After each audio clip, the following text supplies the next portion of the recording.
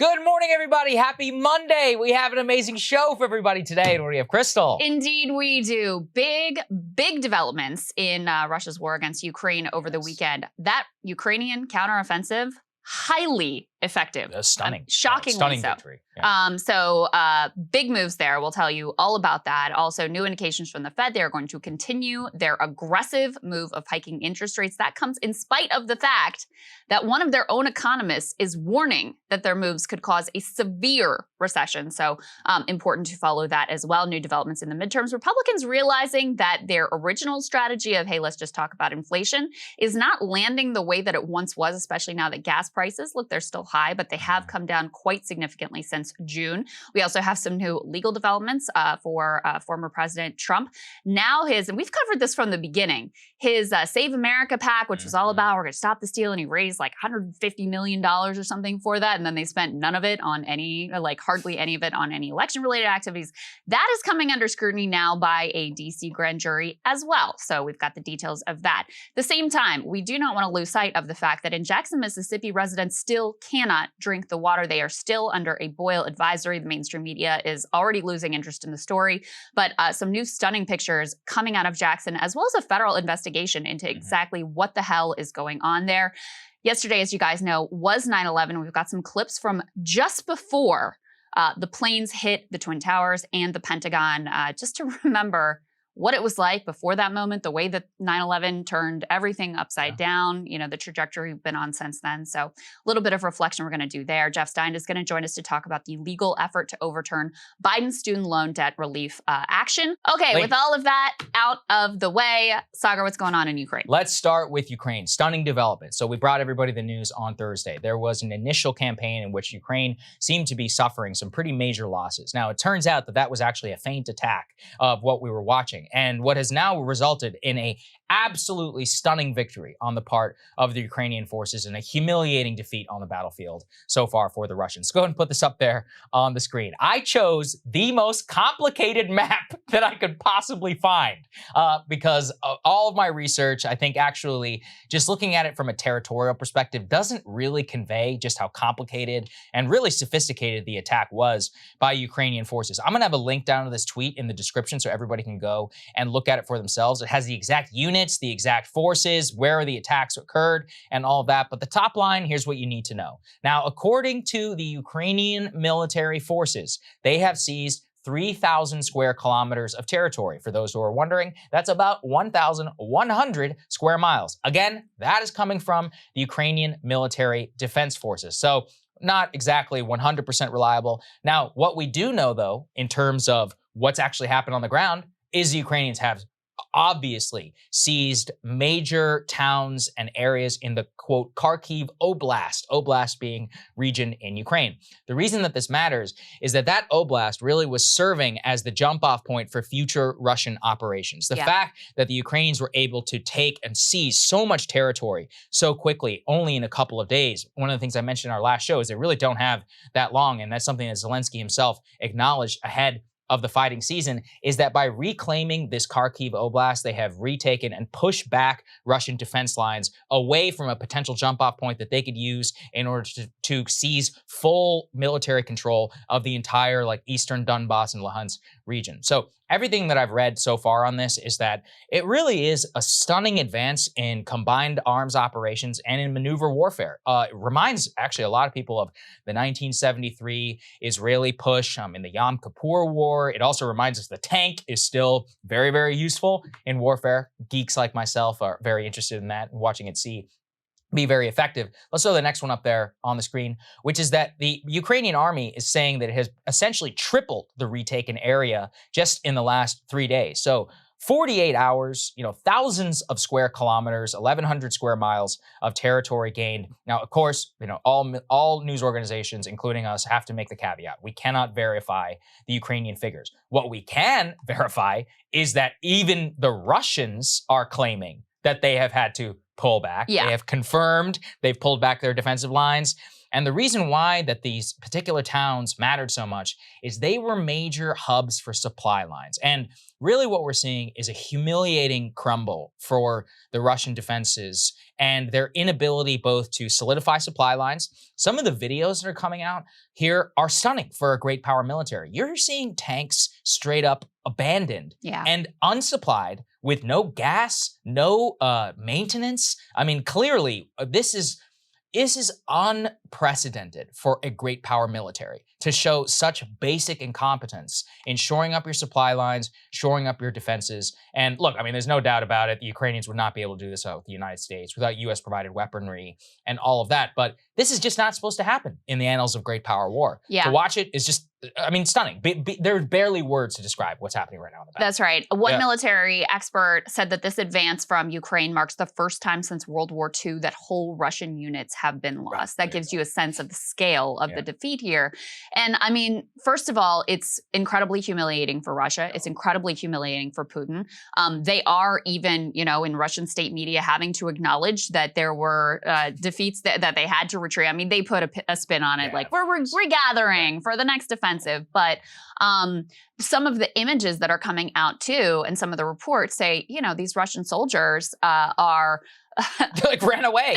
They literally were like dropping their rifles, running, taking civilian clothes from the local residents and stealing their bicycles to try to escape. So this was not like some, you know, organized retreat even. This was everybody like fleeing for their lives, is at least what the reports coming out are. And we're going to talk a little bit about how even the sort of like hard right ultra-nationalist Russian bloggers are melting down over this, which puts a lot of pressure on Putin domestically as well. And we've always talked about how, you know, as hawkish as Putin is, there's a much more hawkish contingent in the Russian body politic and also within the Kremlin to keep an eye on as well. So as important as this is for Ukrainian morale, that's, you know, really significant. We had said before that this was kind of Zelensky's put up or shut up moment. The winter is coming. If they were going to be able to make any significant advances back into the territory that had been taken by Russia, this was really the time to do it. Well, they showed they could do that. And, you know, that allows them to go and make the case to us and other European allies. Hey, look what we can do when you give us the weapons. We are able to make advances. We can win this war. So for Zelensky and the Ukrainians, incredible morale boost, incredible sort of like tactical strategic boost. In terms of Putin, this is really a difficult moment for him because they're in the exact opposite position. Remember, he really thought at the beginning of this thing that they could wage this war without the Russian population really being taxed or stretched or really feeling it. And so as this was all going on, they were having these big celebrations in Moscow, trying to pretend like life was going on as normal, big fireworks display. And there were even some people who were saying like, this fireworks display looks like you're celebrating the Ukrainian military given the day that it's coming. So it's becoming increasingly untenable for him to be able to continue to prosecute this war without a broader national mobilization, which, by the way, is exactly what the hard right factions are pushing for. So it really is a difficult position that he's in right now. And it sort of undermines his whole project and branding effort that he's set up over decades now to portray himself as this tough-minded leader and this strategic genius, as they have these incredibly embarrassing defeats. Now, let's be clear, Russia still holds a lot more territory than they did before this invasion. There is a lot more that the Ukrainian military would have to do to push them back to the February 24th lines, let alone back to, you know, all the way out of the original Ukrainian territory. But in terms of when this is coming and the overall context, it's hard to understate just how significant it is. Right. And Zelensky also casting everything in terms of the winter. Let's put this up there. In his Saturday address, he said that the harsh winter will determine the fate of Ukrainian independence, that the country's fate lies on what happens in the next couple of months. They said this is the most difficult winter for the world. Russia is doing everything in 90 days of this winter to break the resistance of Ukraine, the resistance of Europe, because this is what Russia hopes for. This is its last argument. These 90 days ahead will decide more than 30 years of Ukraine's independence, 90 days that will decide more than all the years of existence of the European Union. Winter will determine our future, casting it very much as, you know, really the decisive point. Game of Thrones-esque. It is Winter a little is bit. coming. Listen, I mean, if I lived there, I would think of the same thing. It's a tough winter out there. Absolutely. So it's interesting from a couple of perspectives, which is that number one, I mean, look, the Ukrainian military did show its fighting capability, let alone the fact that with U.S. assistance where it's at did lead to a battlefield victory. Now, as you said and cautioned, the Ukraine's defense minister actually came out this morning saying, he's like, look, our guys are tired. They've been fighting 6 days straight. This is a tough thing. A lot of Western analysts are pointing out that, listen, if the Ukrainians do get too far ahead of their skis, they could stretch their supply lines and would be vulnerable to counterattack. The Russians are regrouping currently in the east. They are making their defense lines as impenetrable as possible. And now they are launching basically a full-scale air campaign against this town and the region of Kharkiv. They're launching a lot of rockets, bombs. They wiped out power for the city and for the region.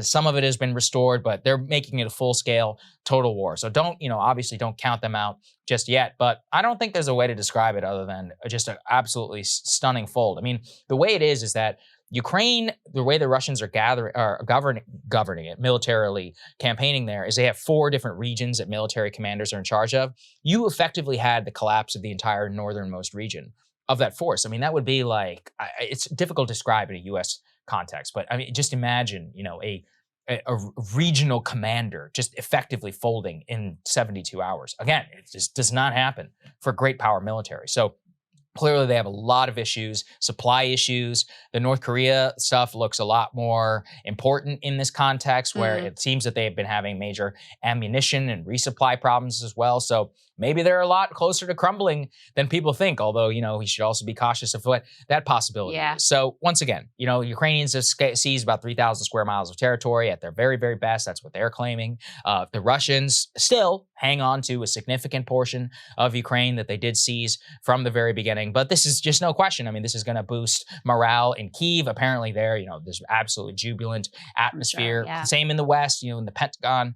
We don't want to underscore that this was done with a tremendous amount of U.S. help. Let's put this up there, which is that the Ukrainian officials drew heavily actually on U.S. intelligence to plan the counteroffensive. The Ukrainians were able to use U.S. resources to identify key Russian targets. And effectively, U.S. satellite intelligence and other intel that we were able to gather, who knows, from where, and more, were used by the Ukrainian military to draw up exactly where they wanted to attack. And it does seem clear that obviously our intel identified, they're like, well, they have resupply issues here. This general, think their troops here, probably conscripts. They are, the least amount of morale. It's like, you should feint here and attack right here. But listen, I mean, for people who are interested in military campaigns like me, this is crazy. I mean, this really will be studied for a long time. Yeah, well, and that is part of why they were able to be so successful. Because, we were talking about, okay, they're preparing for this counteroffensive. When is it coming? What's going on? And they were really focused on the more southern region of Ukraine. And so there are reports that Russia sent their more seasoned troops in that direction and left them more vulnerable in this northeast area. Now, apparently, there's still a plan to move forward with the counteroffensive in the Kherson region down in the south, but going so strong and so hard in the northeast really allowed them to sort of trick the Russians into letting their guard down up there. And that's part of the story of why they were able to have such a stunning victory and success over such a short period of time. But that too, even that sort of tactical feint that they deployed here, which obviously was extraordinarily effective, kind of has U.S. fingerprints on it. They say that the decision by Ukraine to tout its counteroffensive in the south before striking the northeast is a standard technique for misdirection used by the American Special Operations troops who've been training the Ukrainians since the annexation of Crimea in 2014.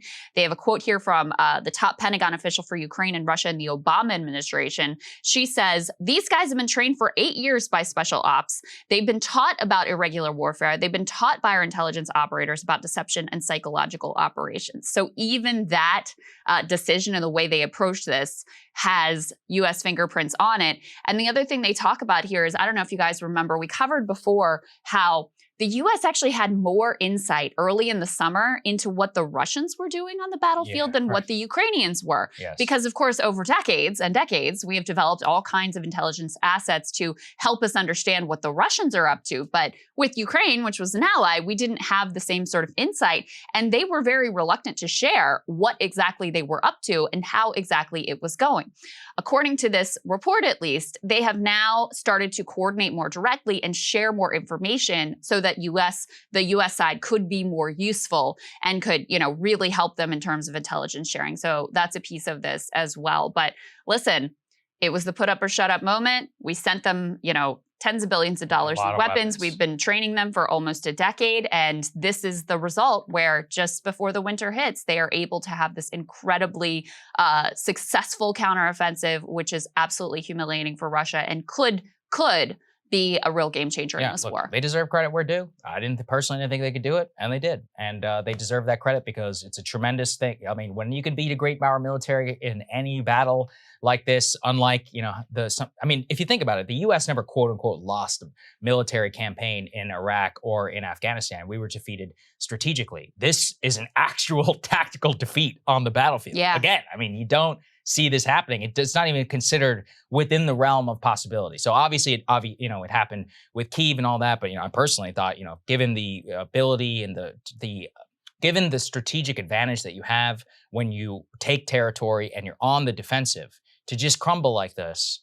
Yeah. Stunning. I do want one more warning before we move on to the next part, which is also very revealing about the sort of Russian psyche and mindset, which is that now we have to see what the response is. Yes. And as we've warned from the beginning, the more desperate your adversary gets, that can be a scary situation as well. And Putin domestically under increasing pressure as well to show that this can be a success, that they can still win this war in some sort of way. Because the original idea of, we're just going to march into Kyiv is going to be over in a few days and the Russian public is barely even going to know what's going on. Obviously, that didn't pan out. Yep. And now they're having massive setbacks. When things will really get difficult for Putin is if they are faced with retreating even back beyond those February 24th lines. So we'll see if the Ukrainians are able to get there. We're a long way from that. Absolutely. Big moves here domestically with obviously global implications as well. But of course, that the Fed has been hiking interest rates to try to get inflation under control, even though, of course, the Fed's interest rate hikes can't really directly impact the major causes of inflation. But nevertheless, they continue down that direction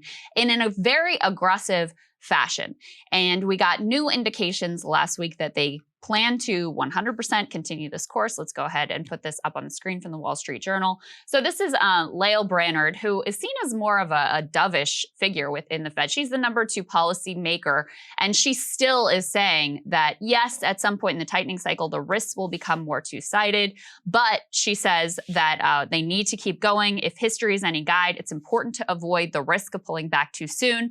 Following a lengthy sequence of adverse supply shocks to goods, labor, and commodities that in combination with strong demand drove inflation to multi-decade highs, we must maintain a risk management posture to defend against the risk consumers and businesses will expect higher inflation to continue. So Saagar, she's saying full steam ahead. They are not changing course, even though there are some indications that inflation has come down, even though certainly gas prices have fallen, even though there are major risks on the other side of pushing the economy into a severe recession with massive impacts in terms of unemployment, in terms of, consumer and just regular American pain. They still have no intention of changing course. Yeah, absolutely. Senator Elizabeth Warren, who, look, many disagreements aside, I think she's actually done a decent job when discussing the Fed. She was actually on CNN discussing this. Let's take a listen.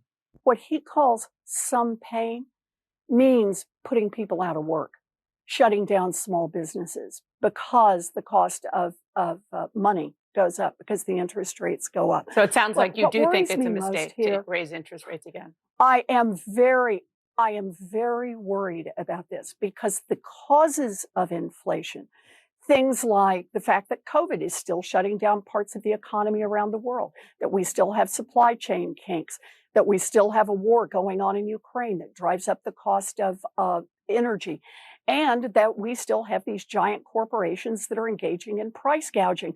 There is nothing in raising the interest rates, nothing in Jerome Powell's tool bag that deals directly with those. And he has admitted as much in congressional hearings when I've asked him about it. There you go. Yeah. I think it's actually, I mean, look, it's true. He said it won't do anything about gas. The reason gas prices are down right now have much more to do with the Strategic Petroleum Reserve, which we were begging the Biden administration to release for months, and they've depleted about a third of the SPR so far. By the way, I think that's fine. You know, we topped it up during the pandemic specifically for reasons like this, but that's the reason that gas prices have gone down. We'll go into that a little bit more. Same on food. I mean, food is dramatically impacted more by the supply chain, by natural by fertilizer rates, nitrogen, and by, you know, drought than it has anything to do with demand. Demand has, you know, some to do with it, of course, but that's the only thing they can control, and they're going after that. I mean, on the one hand, it's very difficult for me because I also see some companies which relied on cheap cash. So Google, for example. Yeah. Google has come out and they're like, well, guys, effectively Sundar Pichai is like, we need to boost productivity by 20%. Effectively admitting that cheap cash and was underwriting a whole lot of Google expansion and basically just like Google screwery. Yeah. That probably was the case at the very much on the corporate level. So some of that quote unquote tightening had to happen, but Google will survive.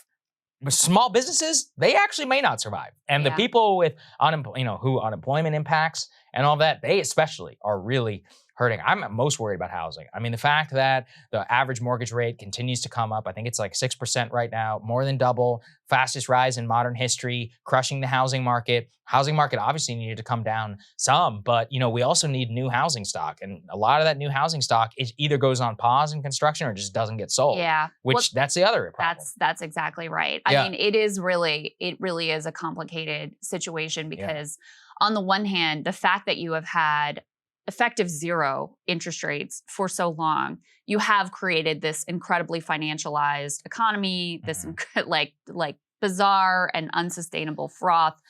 Companies that really don't deserve to exist and aren't profitable, but because cash was so easy to come by, they could just continue and continue and continue. Massively inflating asset bubbles, which has been a huge driver of inequality, so that, you know, if you're someone who owns stuff and, you know, those prices kept going up and up and up. We didn't call it inflation at that point, but that's what was going on with assets and certainly with the housing market. So if you're on the lucky side of that divide, that was great for you for a lot of years. So on the one hand, it's inevitable and it's not a bad thing to pull that froth back because that's part of what has been driving inequality. On the other hand, while, you know, it was great for, didn't really benefit a lot of people on the way up, it was a small sliver, it is really, really going to be devastating if there's a severe recession. This all comes back to the fact that you have Congress and most of our government that is sort of unable to really act, that is stuck in gridlock, that is unable to be responsive to the needs of the American people. So, for example, Matt Stoller is floating, what you really need is higher rates for big companies to get some of this froth out, and lower interest rates for consumers and small businesses so that they're able to borrow and do the things that they need to do and be able to hire and expand and survive this difficult time. But unless there's some mechanism I am not aware of with the Fed, that would have to come through government congressional action. And of course, we're nowhere inside of that. So it really is very difficult. But the worst possible world is that you have continued inflation because you aren't dealing with those real problems. And as Elizabeth Warren says, and you have a severe recession. That's exactly what one Fed economist is warning of. They don't want to talk about this, but this was a report, some research that was done here under the Fed's umbrella. Here, this is reporting from our friend Ken Klippenstein. He says Fed's own economist warns of severe recession from Chair Powell's rate hikes. That study, which was published back in July and sort of swept under the rug, was conducted by the Federal Reserve Board of Governors. And they're saying this is very reminiscent of actions taken by the Fed in 1920 that led to a severe recession. It was a very eerily similar dynamics. You'd just come out of the Spanish flu at that time. Of course, that killed 657,000 Americans. Many of those who died were workers. That meant there were more job openings than workers to fill them. So the surviving workers had more bargaining power. You had a tight labor market. What does this all sound like? You had rising real wages. The study doesn't mention it. Labor strikes were also proliferating that were spurred by that low unemployment rate. So a very similar landscape to what we're facing now. now. Also, like today, consumer spending was also recovering. Then, because World War I had ended, now, of course, because of the pandemic being over, despite the strong job market, inflation was also relatively high, and for similar reasons. The quote from the study says at the end of World War I, the U.S. was experiencing strong growth and unruly inflation driven in part by an expansionary fiscal policy and accommodative monetary policy. That's exactly what we had now. We had low interest rates. That's the accommodative monetary policy. But we also had stimulus in the form of direct checks and other support during the coronavirus pandemic. So very similar things there. And what they said is in 1920, the Federal Reserve banks hiked their discount rates to tame inflation, and the U.S. economy entered a severe recession, now known as the Depression of 1920. And what they say in their warning here is that it's not that interest rates shouldn't be raised at all, but you've got to be really careful because there's a delay between when you hike the rates and when the impact hits. And so if you just keep hiking and hiking and hiking without waiting to see how that's going to impact the economy, you can end up tripping the economy into a severe recession because there is that delay in the tightening and how it hits. So that's what they're warning about. Yeah, no, I mean, look, it's very interesting. I mean, their counter would be, the counter to that, right, is, well, we came out of it, we had the Roaring 20s. It's like, well, there was still a terrible, a lot of people did suffer in 19. It took a couple of years for the Roaring 20s to really take off, and, not like things worked out all that well at the end of the 1920s. So it's not like the structural problems were fixed. You wouldn't want to use that as your model to follow. Yeah, exactly. It's like anybody who's pointing to any economic policy between 1919 and 1929 as quote unquote effective, probably not the best thing to do and not exactly a path that we would go down. Look, the economy also is fundamentally different. The fact is that we're probably much more financialized today than we ever were before. So in a way, we may even be more vulnerable to rate hikes like that than before. And for how we come out of it and the possible ramifications of that, I'm really worried. I'm probably most worried about housing, because back then we didn't have the same level of housing crisis. You could quite more easily build housing if you needed to. There was a big housing boom all throughout, the post 1800s all the way up until even 1950s. So some of the supply constraints and plus we're much more globalized, vulnerable to major global supply shocks. I'm especially worried about Europe and the effect of their energy crisis as well. Not the only one. A lot of people are talking about it. Even apparently the White House this morning, there's a report out that the White House thinks that one of their biggest fears is that the European energy crisis will bleed home and actually drive up the price of oil and will only continue inflation on the onward trajectory as rate hikes are going up. Another thing to remember, Europe also just hiked their rates by 0.75. So almost the exact same thing. That's right. I mean, even the housing market thing is complicated because as we covered before, there are a lot of people cheering for the housing market. Yeah, I mean, it's too high. Because the prices are insane. First-time buyers have been completely priced down. Now, there are more effective ways to do that than crash the economy. The biggest one is to build more houses. I mean, that's one of the huge issues that we have is a lack of supply of housing and especially affordable housing, but really housing of all kinds. And hiking interest rates is actually counterproductive in terms of increasing the housing supply. That's number one. Number two, there's some impact from permanent capital buying up so many of the houses. I mean, we were talking about in some of these cities, it's like a quarter to a third of the homes being purchased are from private equity and other permanent capital. So that also is creating more demand and creating more competitive landscape where if you don't have that, the whole thing in cash or close to it, very difficult to be able to compete. You also have in some local markets the impact, which, is big picture positive, but can be very difficult in individual places where because of the work revolution coming out of the pandemic, where more people are working from home, working remotely, more people are just like changing their careers altogether and changing their priorities of life. You had some of these cities that if you're coming from San Francisco or you're coming from New York and you're moving into Boise or wherever, and you've still got your New York and your California salary, you're bidding up the housing prices locally and making things very difficult as well. So even with the housing market, it's sort of complex because, a lot of people would really like prices to come down, but crashing the economy. And by the way, when mortgage rates are very high, that also makes housing unaffordable. Not the best way to achieve that end. That's right. Good morning, everybody. Happy Tuesday. We have an amazing show for everybody today. What do we have, Krystal? Indeed, we do. Lots of interesting news that we are looking at this morning. So first of all, some big questions about just how accurate the midterm polls are. A little bit of deja vu here. Yes. So a lot of caveats about some of the numbers you may be seeing coming out. Nate Cohn at the New York Times has been digging into that. So we'll break all of that down for you. Also, the very latest developments in terms of that Ukraine counteroffensive.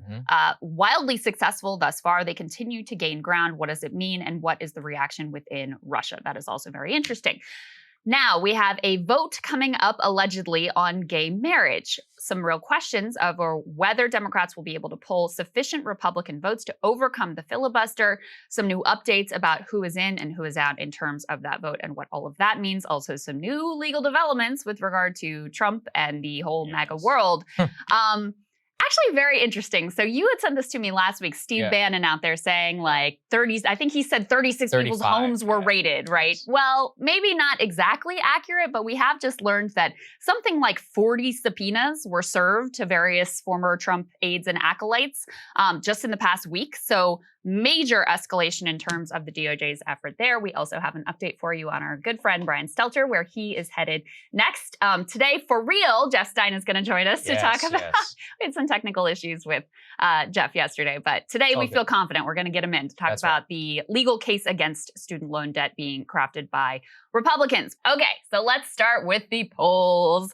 Big breakdown from Nate Cohn over at the New York Times, seeing a lot of the same signs that we saw in 2020, that the polls in some key states are once again overstating Democratic support. So let's go ahead and put this first piece up on the screen here. The headline here is, yes, the polling warning signs are flashing again.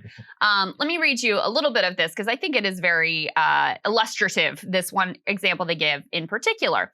He says that early in the 2020 cycle, they noticed that Joe Biden seemed to be outperforming Hillary Clinton in the same places where the polls overestimated her support 4 years earlier. The pattern didn't necessarily mean the polls would be wrong. It could have just reflected Mr. Biden's promised strength among white working class voters, for instance, but it was a warning sign. Of course, that warning sign did turn out to be correct in 2020. Of course, Joe Biden did win, but you'll recall some of the polls were wildly off, especially in places like Ohio, Wisconsin. Sort of the industrial Midwest has been a real issue for pollsters lately. So they give the example of Wisconsin. On paper, they say the Republican Senator Ron Johnson ought to be favored to win re-election.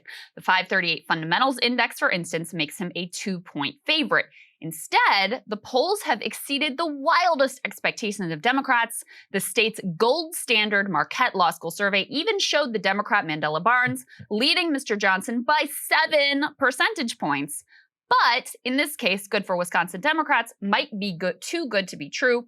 The state was ground zero for survey error in 2020 when pre-election polls proved too good to be true for Mr. Biden. In the end, the polls overestimated him by about 8 percentage points. Eerily enough, Mr. Barnes is faring better than expected by an almost identical margin.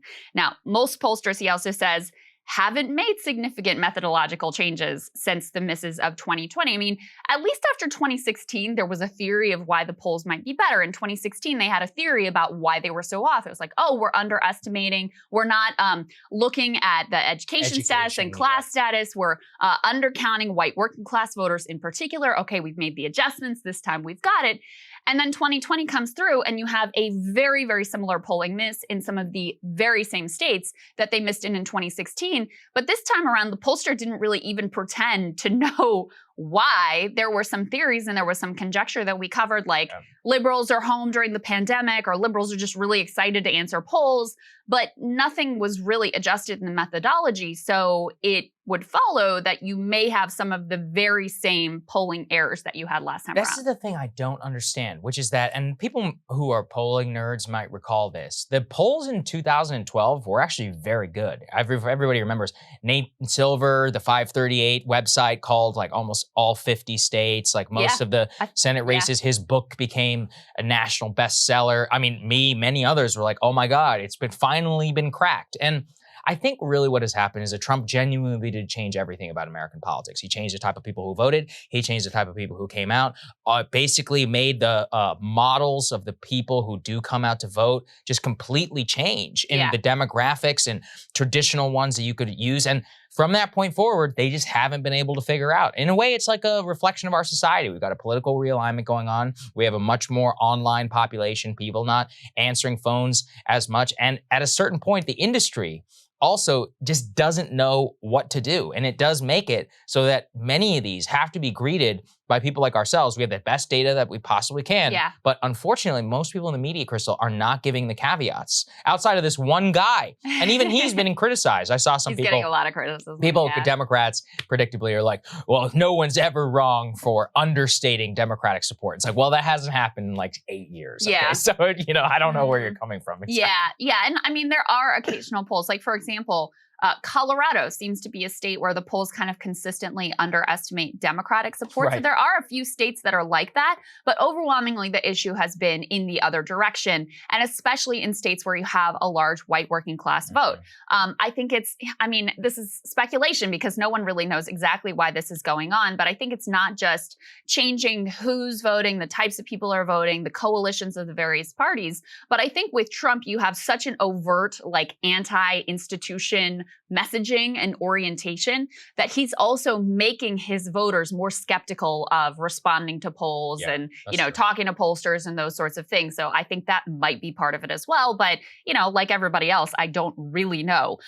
Let's take a look at this next piece, which is a chart showing if the polling miss is as big as it was in 2020, what will the results actually look like? And let me just go through these. So in Colorado, basically, right now the poll says Dem is +9. If there's a 2020-like poll error, the Dem will win by 9. So Colorado is pretty much on the money last time around. In Pennsylvania, right now the polls have Fetterman up by 8. If you have a 2020-like poll error, you will end up with Fetterman by 5. So he still wins, but by less. In Arizona, you cut the Dem lead from 8, which is reflected in the polls, down to 6. In Wisconsin, this is the big one, you cut the Dem lead from 4 to a Republican win by 4. In Nevada, you have +3 for the Democrats right now. That one would be a true toss-up, less than 1 for the Dems. In Georgia right now, you've got +2 Dem. Georgia's been fairly accurate. And lo and behold, Georgia's also one of the states where the polling has continued to be very, very tight, basically in line with what your expectation would be for that state. North Carolina right now is showing Dem +1. With that 2020-like poll error, you'd get +2 Republicans. Ohio, this is another big, big one. Again, industrial Midwest, large white working class voter base. Right now, you've got Tim Ryan, the Democrat, leading by less than 1 percentage point. With an error similar to 2020, you've got J.D. Vance easily winning here by 7 points, which I think is more in line with what you would expect. Florida's the last one on the list here right now. They have Marco Rubio leading that, the Republican, by 5. If you have a 2020-like poll error, Marco Rubio will easily win that race by 11 points. So if you look at this in totality, first of all, you see the Senate, the race for the Senate to control the Senate is extremely, extremely close. Republicans only have to net 1 single seat. So essentially, you're looking at probably control of the Senate coming down to very close races in Nevada and Georgia to determine control of the Senate. If you look at, and this is the commentary from Holly Otterbein here, she says, as it happens, the "if polls were as wrong as they were in 2020" column from today's New York Times story seems more in line with where political insiders actually think these races are. So, our general rule of thumb here has been, especially in states like Ohio and Pennsylvania, Wisconsin, Michigan, to knock a few points off of the Democratic, whatever their polls are saying. That's kind of a good rule of thumb if you look at this chart. Oh, completely. Look, I mean, the idea of runaway Democratic victories in these formerly, quote, blue wall states, I just think it's a fantasy. Has been since 2016. The Fetterman +5 as opposed to +8, 11, or whatever people are saying, that reads much more in line with what Pennsylvania appears to be. I still think +5 for Fetterman. Yeah, it's probably still too high. Overstating. Exactly. I mean, listen, Trump won Pennsylvania in 2016. It's just a very closely divided state. he only lost Pennsylvania by 1 percentage point. It's like in that environment, there's just no way a Democrat's going to win by 11 points. Even if they do win, it's going to be like Virginia, where Glenn Youngkin, how much do you win by? Like 1.5% point in an absolute red wave victory. So that's what people have to consider. Same Wisconsin. Everybody's been like, oh, Ron Johnson. And listen, we'll talk about Ron Johnson later in the show. Maybe he's trying everything he do to lose, but he did that last time and he also won by basically coming out and, defying the polls. You also found this, which I thought was really important. Let's put this up there, which is that those of us who were in 2018, the media cast it very much as a blue Dem wave. But as Philip Bump points out here, 2018 was not the outlier that people think. Senate polls that year were also very off the mark. It's the national House polling, which wasn't. Everybody focused on Pelosi and all of that. But I remember also at the time, people were considering, oh my gosh, Marsha Blackburn might lose in Tennessee. Yeah, that didn't happen.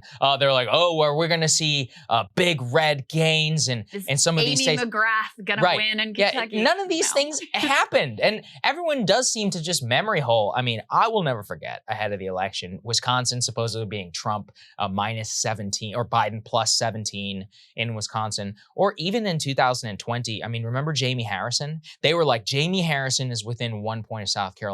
He lost by 17 points. He literally lost by the same margin as the last person who ran against Lindsey Graham. He just took $18 million more to do it. And now he's the DNC chair. Yeah. Somebody go in and riddle me that. Yeah, that's interesting, isn't it? Well, the important point about 2018 is, first of all, part of why the result, even though it was a good year for Democrats, women really came out, the sort of suburban vote consolidated behind Democrats. They did, they gained control of the House. Like, it was a good year for them. But part of why it fell short of expectations is because you did have polling misses. So there's been this kind of conventional wisdom that has developed of like, oh, well, the problem with polling only happens when Trump's on the ballot. Happened in 2016 and happened in 2020. What this chart shows is that's not really true. You also had significant polling misses in 2018, even when Trump wasn't on the ballot. Now, you might say, okay, but he was in the White House and the election was really a referendum on him. And it was. But Trump is kind of still central to our politics right now. It's not like the guy is sidelined and not being talked about. He is very, very central to whatever is going to happen this midterm. So what I would say is, if we think back to that chart showing, okay, well, if you have as much of a polling miss in this year as you had in 2020, what is the result going to be? Ultimately, if it came down that way, Democrats would still end up with control of the Senate. It would still be, on balance, a very good year for them and much, much better than what they were expecting going in. But it's not going to be as good as some of the most hopeful estimates and what the polling reflects right now. And also, by the way, this is a landscape with the assumed polling miss where Republicans easily gain control of the House. That's not really in question. Right. So, we have been talking a lot about how much the mood has shifted, how much things have shifted towards Democrats post-Dobbs. That's all totally true. But just keep in mind, that doesn't mean they're going to win control of the House, certainly, and it doesn't mean they're going to win control of the Senate. It's going to be very, very tight, and it is probably going to come down to very close races in Georgia and very close races in Nevada. So those things are all really important to keep in mind. Yeah, absolutely.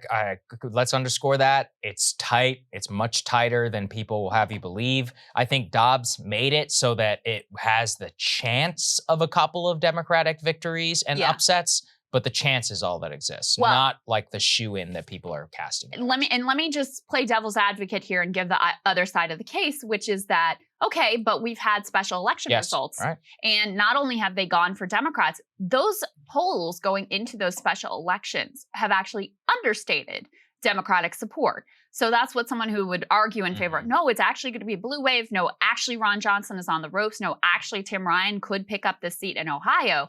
That's what they would point to. Now, the, again, reason to sort of temper expectations, even with those results, which I do think are important and maybe the most important piece of data that we have that does indicate something is different happening here in terms of Democrats. But what we saw in those elections is, first of all, in a special election, you're going to have a smaller voter turnout. you still had Republicans doing very well in rural areas and actually increasing their vote total even over Donald Trump in certain instances in rural areas. But there was a huge flood in these sort of like liberal, especially college towns. That's not going to be representative of everywhere across the country. So that's a reason to take some of those results with a little bit of a grain of salt. I think that's exactly what I was going to say. I was like, yeah, well, the special elections are interesting, but they're more suburban, more educated. That's not the whole electorate. That doesn't work out in a white working class state, smaller turnout, higher national mood. You know, the midterms are just going to be more of a national referendum. And so whatever way the winds are blowing, that's probably going to be more indicative. Breaking news here. It's breaking a little bit after we finished filming the show, but it's still important enough that we want to go ahead and include it. So that's why it's a little bit disjointed today. So the U.S. inflation numbers have just come out for August. Here's what they are. Inflation is 8.3% in August year over year. Very high, down slightly from 8.5% year over year in July and 9.1% in June. However, and this is the most important one, so inflation actually rose by 0.1% in August when many expected it to drop. Shelter, food, and medical care are the ones which are up, which is offsetting the 10% decline in gas prices. Food in particular is the one which is really concerning, Krystal. Heather Long, the Washington Post, noting, quote, the food index has increased by 11.4% over the last year and the largest 12-month increase since the period ending in May of 1979. So even though gas prices are down by almost 10, 11% over the last, I think, 100 days that they've dropped every single day, has not been enough to offset shelter and food costs. So shelter in particular coming in extraordinarily hot as to how high renters are paying. It's really a tragedy, and it just shows you that you can't just get out of this by focusing on gas alone. Yeah, that's right. So gas is down 10.6% just in a single month. So the fact that you have these other factors which have pushed inflation to continue to rise really shows you how severe the price hikes were in those key categories that you're talking about here. So if you look year over year, you know, some of the price hikes we're talking about here, airline fares up 33%, electricity up 15.8%, food at home up 13.5%, new vehicles up 10%, food away from home up 8%, and on and on and on. Shelter year over year up 6.2%. So obviously these are key categories that hit the household budget directly and people really feel immediately. The reason why this is such a big deal and why we wanted to do a breaking news segment on it is because the expectation had actually been that month to month, the inflation rate would tick down a bit. So maybe like 0.3% was roughly what the expectation was, that it would decline. Instead, you had a 0.1% increase. Now the markets are reacting very strongly. The last I looked, Dow Jones was down like 500 points, all because now the expectation is set that for sure the Fed is going to continue with those aggressive rate hikes. We already covered yesterday how Lael Brainard, who is the second policymaker in command over at the Fed, was sounding notes of we're going to continue this aggressive policy, this in spite of the fact that their own research in certain instances shows that there is a risk that they move too fast and too aggressively and spark a severe recession. Of course, we also now know that Jerome Powell, who is the president of the Fed, has said that he wants there to be some pain, that he thinks that that is necessary. And of course, you have people like Larry Summers out there saying, oh, we have to have unemployment at 10% in order to get inflation under control. So this is only going to continue to make the case to the Fed to hike interest rates. Even as you see, thus far, they've taken some aggressive action and it hasn't worked. Why? Well, one reason could be because, as we've documented many times, as Elizabeth Warren, to her credit, has been pointing out, the Fed's tools do not get at the core reasons that we are having this inflationary spiral. So that's why this is so significant. It really determines, you know, the Fed, after we had seen some signs that inflation might be easing, and certainly gas prices have come down a lot, that has made consumers feel a little bit better, consumer sentiment ticking up. With these new numbers, this is going to almost set in stone that the Fed will at least do another 0.75 rate hike next time. At the very least, that's happening. One of the important points pointed out by Derek Thompson is part of the reason why inflation is so high in shelter is that, yeah, the current rent rates might be down, but everybody else is still locked in at the past one. So housing policy and rent inflation and shelter is still going to very much be high for 6 to 8 months. Fed policy has no impact on the current locked-in rates at all, or many of the other things that people have had to pay. So look, we'll see how it works out, but undoubtedly it means the Fed will hike rates. What's the Dow at right now? Did the markets drop? Oh yeah. I'm assuming that's gonna go. So we're down 625 points when we're filming this segment. Not great. So we'll see how it all works out.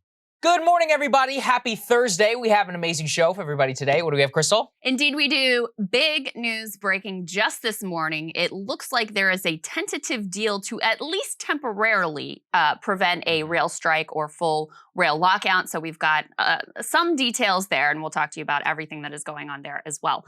Also, Senator Lindsey Graham throwing the Republican caucus into some disarray, some further disarray, by going forward with a 15-week abortion ban at the federal level that conflicts with some of their messaging. So we've got all the political dynamics and the minor meltdown going on over there for you as well. Also, we have some really actually very disturbing news regarding inflation, which is that the Fed may use these latest inflation numbers to justify a full percentage point hike. But the reason I'm chuckling is also because we have on the same day that, the bad inflation numbers come out and the market tanks and whatever, Biden's out there like, things are great. It is one of the most hilarious split screens you'll ever see. Yeah, it didn't work out well for him there. We also have some new midterm numbers, both in the Pennsylvania race, also nationally. And we have to share with you this video that was shared by the LA Unified School District, which is, I think, the largest school district in the country. One of the largest. largest. Sure, certainly one of the largest. Anyway, they used this lady who was like a representative of the company that makes Oreos and all kinds of other junk food crap to use like social justice language to try to claim that, oh, all food is equal and eating a cookie is just as good as eating broccoli. It's so evil, honestly. There's no other word for it. It is straight up evil. Got those details for you. Saagar is looking into the case of Columbia University fudging their statistics so that they can get a better ranking. I am looking into maybe the craziest story I have ever dug into, which is this massive welfare fraud scandal that involves Brett Favre getting millions of dollars from the state of Mississippi, again, from the welfare fund intended for poor people. Brett Favre is getting millions of dollars to build a volleyball stadium for his daughter. It's nuts. Yeah. We also have Ryan Grimm and Emily Jashinsky here. Counterpoints launches tomorrow. They're going to give us a little bit of preview. Very excited about that. So as I said before, it looks like we at least have a tentative deal that may, for the short term, maybe not permanently, we'll see, avert a rail strike or a rail lockout. So we've been covering this for a while. Let's give you a little bit of the backstory, and then I'll tell you what we know about the deal. Go ahead and put this first part up on the screen. So negotiations have been ongoing for close to 3 years at this point. Railroad workers have been really screwed during the pandemic and post-pandemic because these railroad companies are making record-breaking profits, but they laid off a significant chunk of their workforce, and they're forcing their current workers to really shoulder the burden. What that has meant is that they've had these incredibly onerous schedules, and they don't have things like the ability to just take a day to go to the doctor when they have routine medical appointments. They don't have sick time off. And unlike a lot of regular jobs, they don't get weekends. So when they're saying we don't get time off, they mean like literally no days off. Incredibly, incredibly onerous schedule. So the railroad labor relations is governed by specific law, so they couldn't just strike. There's a whole process they have to go through. One key part of that process happened a couple months ago. President Biden intervened with this presidential board. They put together a set of recommendations that was supposed to be a kind of middle ground, but it completely punted on that key issue of time off. So it had some decent wage provisions in it, but on those key sort of quality of life issues that workers were really stressed out over, it had nothing to say. So that deal basically sided with the bosses. The workers themselves overwhelmingly opposed to it. In fact, there's a number of different unions that represent these workers throughout the industry. So some of the union bosses had said, we're okay with the presidential board recommendations. When the members went to vote, they said, no, we're not. So you had the bulk of workers still saying we are not satisfied with this deal. And it was really coming down to the wire. The deadline was this Friday. So this was really imminent. Coming up this week, where they either had to strike a deal, or then the rail workers would be able to either go on a strike, or the carriers could lock them out of their jobs. And there were some signs the carriers were moving towards that. They already started to slow down certain things, long distance routes, et cetera. The last piece of this, before I get into some of the details of what the purported deal is, or a tentative deal here, is that there is a provision that also allows Congress to intervene to prevent a work stoppage by basically cramming down a contract on both the workers and on the railroad companies. Now, the expectation was that if Congress intervenes, they would probably just pick up that recommendations from the presidential board, which again basically sided with the bosses and did nothing regarding the workers' key demands and needs. Republicans made a big push yesterday to try to get that proposal through and force, this bad deal upon workers who would then be bound by it legally. President Biden has been personally involved, and his Labor Secretary, Marty Walsh, has been really leading conversations and talks between union leaders and between the railroad companies to try to strike some sort of a deal. And in fact, this morning, reporting is that there has been a breakthrough. Now, as I said, we know very little about what this tentative deal is, and there's a lot of reasons to be cautious about this and to avoid, premature celebration. Because ultimately, even though this is a deal between the bosses and the union leadership, the rank and file workers are going to have a say. Yes. And they were over 80% overwhelmingly opposed to the previous recommendations. So this would have to be significantly better than what President Biden's board came up with before for them to agree to that. But at the very least, there's a 60-day, what they call cooling off period, in which they sort of go through the deal, sell it to their members, and the members get to decide whether they're going to ratify this agreement or not. If they don't, then we're kind of back to the drawing board and facing down a similar deadline. Let me tell you what Jeff Stein, who has some reporting from behind the scenes about some of the details here, he says, people familiar tell me the deal does give rail workers ability to take days off for medical care without being subject to punishment. That was a key demand of the unions. He also says that President Biden was personally animated by the need to get this done. Further reporting says workers will receive voluntary assigned days off and single additional paid day off. They previously did not receive sick days. Let that sink in. And the agreement provides members with the ability to take unpaid days to go to their routine medical appointments for medical care without being subject to attendance policy. So that's what we know at this point. Yeah, I mean, a lot of the coverage of this pissed me off. Oh, Because it was it seemed really as if bad. they were being, unreasonable. And I think a lot of people are black-pilled because of the way the teachers unions acted during COVID. Listen, put these things completely separate. As in crazy teachers unions, being COVID crazy is not the same as guys who were actually getting fired and disciplined for getting COVID. Right. They had COVID and they were like, I literally I'm either sick. got fired from my job or faced discipline. Same with getting the flu. In other cases, I mean, these are not unreasonable expectations. Not at all. If you don't get a single day off, how is your body supposed to recover? And then whenever you get pretty sick, especially, if you have COVID and you need to be out for a couple of days, you actually face a penalty for reporting that, when it's not like you want to get your other coworkers sick. Regardless of whether you're going to die or not, it's just very unpleasant to be sick. The other point that I was hearing was, by the way, don't we all remember that crazy rail crash that happened a couple of years ago, in which the rail driver was accelerating too often and apparently was tired on the job, and it killed a couple people? Do you want somebody who is underslept, no day off, That's right. and sick behind the wheel of a passenger or even freight? I mean, I just looked it up. 28% of freight in this country moves by rail. And a tremendous amount of that is not just cargo like retail goods. A lot of it is iron ore, steel, gas. I mean, it's a key thing to keep our economy and all that. We're about to get into some of that. But yeah, the demands of these guys was really being overlooked, I think, in a lot of the media coverage. And I also thought the Republicans handled themselves disgracefully in this way, because they were acting as if they were being unreasonable. Again, citing teachers unions. I'm like, it's obviously not every union is the same, but look at my always thing is look at the specifics. I'm like, I think they were acting crazy. The teachers unions in this case, I'm like, I look at this, guys are getting sick behind multi-ton freight. I'm like, that sounds crazy.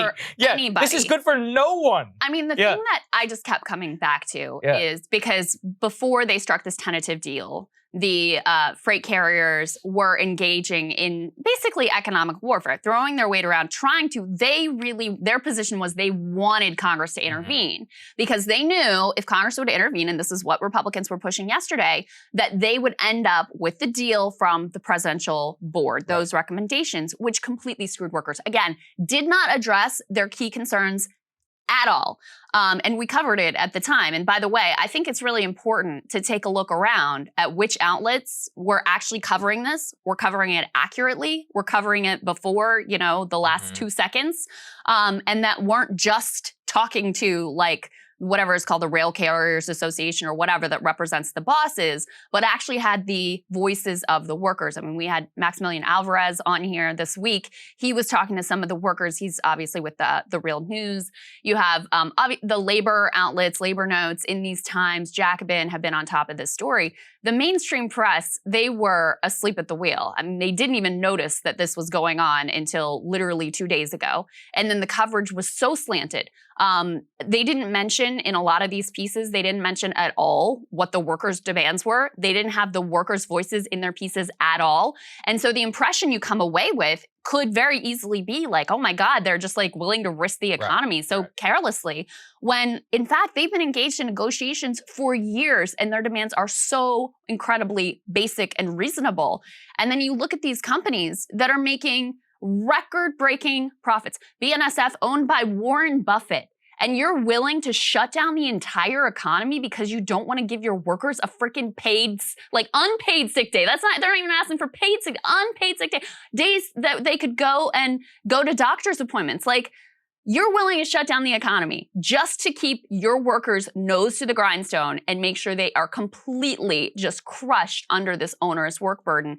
Again, as you are making record-breaking profits, completely grotesque behavior. There is a tweet thread that laid out some of this context that I think is important to remember even as we have this tentative deal. Go ahead and put this tweet thread up on the screen. This is Jeff Shirky, I'm going to go with. As the possible rail strike lockout gains more national attention, some important context. Number one, bargaining started in January 2020. Workers have been waiting nearly 3 years for a new contract. Class 1 railroads have slashed their workforce by 29% in the past 6 years while making record profits. So again, they cut their workforce and they're forcing the workers to shoulder all the burden. The Presidential Emergency Board that we've been referring to was supposed to propose a fair settlement to avert a strike. It ignored key bargaining issues. You have of the unions that reached tentative agreements based on those recommendations. 2, once they put it to the membership, actually rejected those agreements. That's what I mentioned before. And the last thing he says here is the Railway Labor Act is designed to prevent strikes. So the fact it has gotten this far shows you how truly, truly pissed off the workers are. The next piece, this is now a little bit dated now that we have a tentative agreement, but go ahead and put this Politico piece up. They talk about in this piece how the fact that a couple of the unions that look like they had resolved their disputes, then the members were like, no, we reject this. That put more pressure ultimately here on the White House.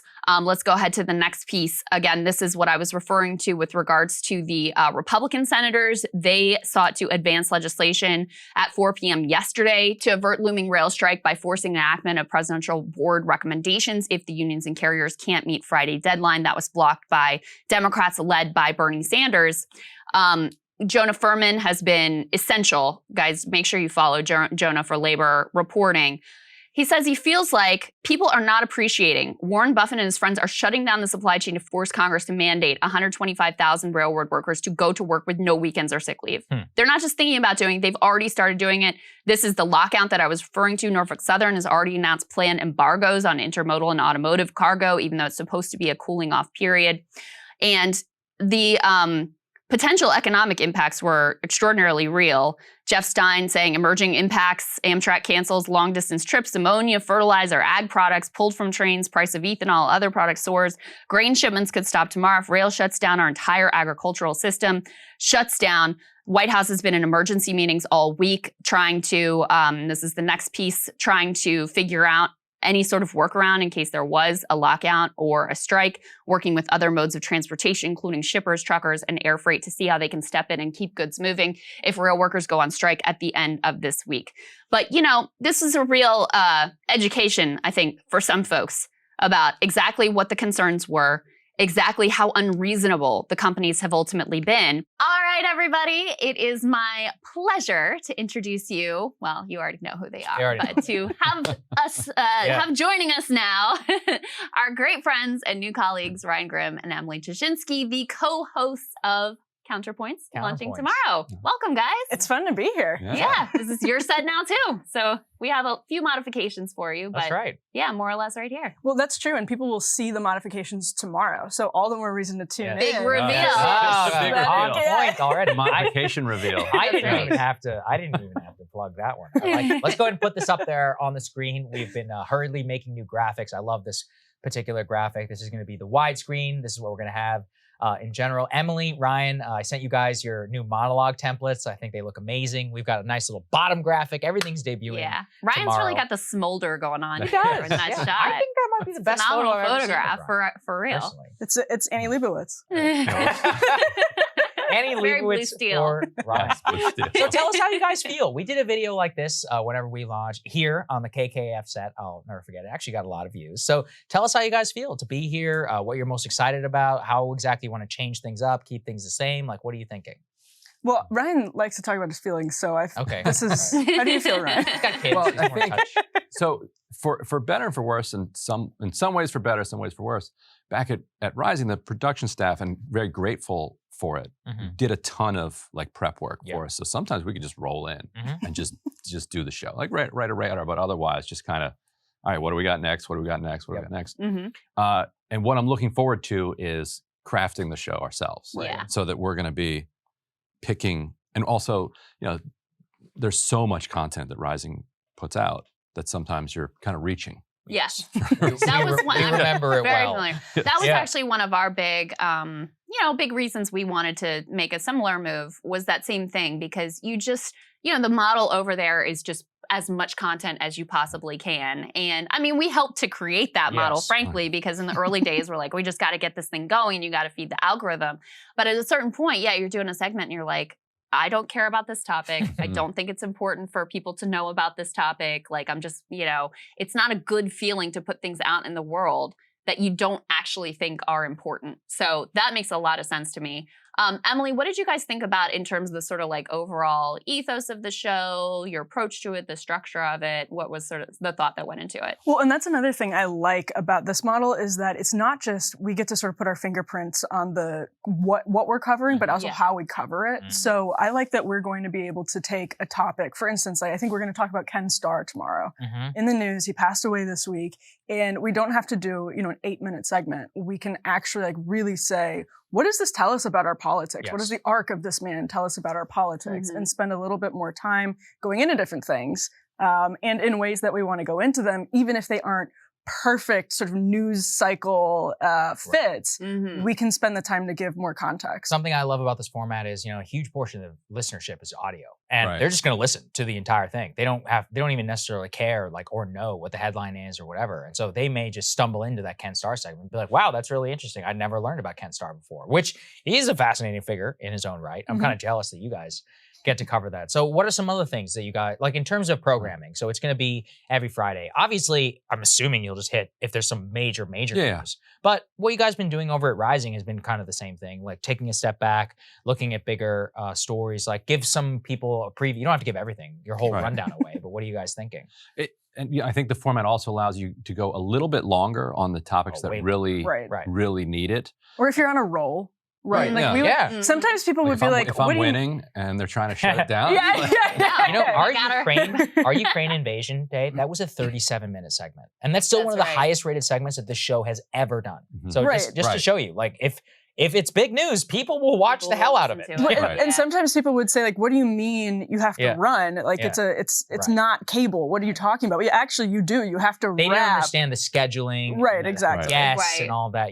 Well, exactly. And so we have it set up And here. just the Right. churn and burn of, we know we've got 10 more segments we've got to do Right. today. So Exactly. we got to move Yeah. on from this Yeah. one, because otherwise we're going to literally be here all day and the show will never get out. Right. So I think that flexibility is really important. I'm really excited to see you guys sort of put your spin on what the show looks like, what it feels like, what the vibe is, and the list of topics that you floated, looking at the potential stock ban and things like that are Mhm. actually things that we didn't get around to covering this week Mhm. too. I know. Because Yeah. sometimes we now have the opposite problem of like there's more news in the week than we're able to get into the 3 days that we do the show. So it'll be great to have you guys in there on Friday. You know, there's a lot of news that's breaking Thursdays and Fridays now in the news cycle. So it'll be really useful. Yeah, and I was joking about like winning an argument, but what I like about the show is that it's actually not an argument show. Like one of the reasons we called it kind of Counterpoints is like, here's a point. Yes. Here's a counterpoint. Yes. All right, and now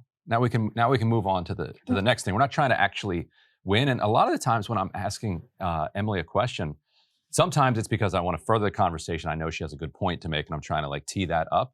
About half the time, I genuinely don't know the answer, and I'm like curious. Like it's a real question. Yes. Like an authentic, actual question. Yeah, not like a It comes debate through. bro People get vibe of like, I'm going to own you. Right. With, Not trying to move you into a corner and then, oh, you've said this thing. Now by your logic. Logic you know, chokehold.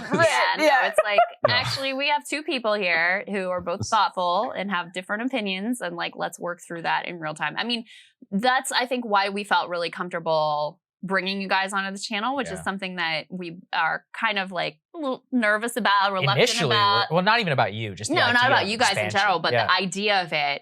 I mean, number one, you guys have been an important part of helping to create Rising and make it what it was, helping to create Breaking Points and making it what it, like you guys were original friends of the show on, you know, the election panels and all that stuff over at Rising. So we obviously have a great level of comfort with you, but we also felt like you really get that kind of core ethos of like, you know, I think at our best, my ideal goal for the show is to be able to show that we can disagree and it's okay and it doesn't have to like break apart the union. And, and I do feel like, if I can't have like a real hard disagreement with Saagar and be able to like work through that, then what hope is there for the country at large? So that's kind of, you know, always been my best hope for this show and what I think you guys have really demonstrated a great ability to do in good faith as well over at Rising. And so we're excited to have you here. We're excited too. And people are smart. Like if you show people the same contrast that you want to get to, as Ryan's talking about, like I actually want to know what's different here and what's the same. Yeah. Like that's what I feel like all of us need. Like me as a viewer, it's the thing that I love about Breaking Points. Like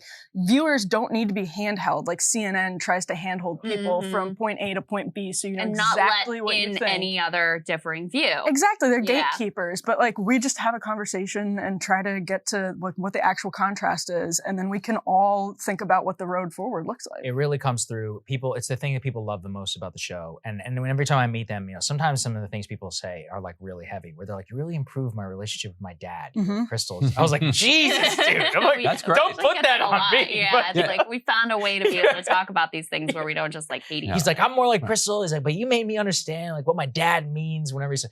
I was like, "Wow, that's a heavy responsibility." And people are starting to get it. And actually, the corporation that bought the Hill and Hill TV, called Nexstar, they actually have the right diagnosis. They think that cable news is completely broken and people don't trust it anymore. Their solution is wrong. Like the solution, Cuomo, you mean? They're coming forward. It's like we're gonna be the ones who are down the middle and fair. That doesn't work. That doesn't scan to either side. Right. So their diagnosis is right, but I think the answer is give people options. Like give people different viewpoints and then let them decide for themselves. I talk to a ton of people who watch CNN, Fox, and MSNBC because they don't trust any of them, but they think if they get enough of the different viewpoints, then they can decide for themselves. And here we're just kind of doing that all in one place. It's good for people. Right. Yeah, it's good for people Actually, to not two mostly. be in ideological bubbles. Like it's good. It's like sometimes I wish Saagar would just agree with me on everything, but we'll get him there. I know ultimately there's no fun in that. Like there is no fun in that. And I mean, I get a lot out of our exchange. I get a lot out of preparing for our exchanges because I know I'm not going to just have somebody there who's going to amen me on everything and is actually going to challenge me. So I have to bring like the best argument that I possibly can. And it's caused me to like rethink some of the ways that I approach my views, my values, and the way that I want to, live in this world and approach politics. So I think it's a beneficial thing. Obviously, we believe in it. We have seen you guys, living a lot of the same values and are just excited to see what you are putting together. Are honored that you have decided to join Thank us. you for choosing us. Yeah, really. we're we're honored by it. I think we mean it when we say that it's an honor for us, because what you guys have built here, I think, is so important. Like, I've covered it at the Federalist, like how important this is. So it's truly an honor, and we're very excited. It's not us. Awesome. It truly is all about them. As we have said, we got a 10%. I keep saying 90. 10% discount for the annual. 90%. You get 10% is 90%. off. 10% is off. Let's throw the graphic up there one more time. Counterpoints for the annual membership. It helps fund this, other expansions, status coup, the reporting, to be able to send reporters to wherever anything is happening. Yeah. By the way, you guys will benefit from that. You'll have live footage. Awesome. If you ever want to dispatch Jordan or anywhere, or one of his cameramen, we can help, and we can send a reporter out onto the ground and have exclusive footage like we did at Jackson. This stuff costs a lot of money, guys. You know, the studio, the technical, the graphics, the reporting, all the other contributors. Max had that awesome railway segment. Yeah. These things are things that you alone are funding. Can never rely on the YouTube and Spotify gods to just show up for us one day. So thank you all so much. We've got that link in the description, and they will see you all tomorrow. And it will be distributed. So their show will come out just like ours does. There's no extra price for whatever. If you're a premium member, you're going to get it just like you get Breaking Points. So, you know, it'll be in your inbox. I think at noon, right?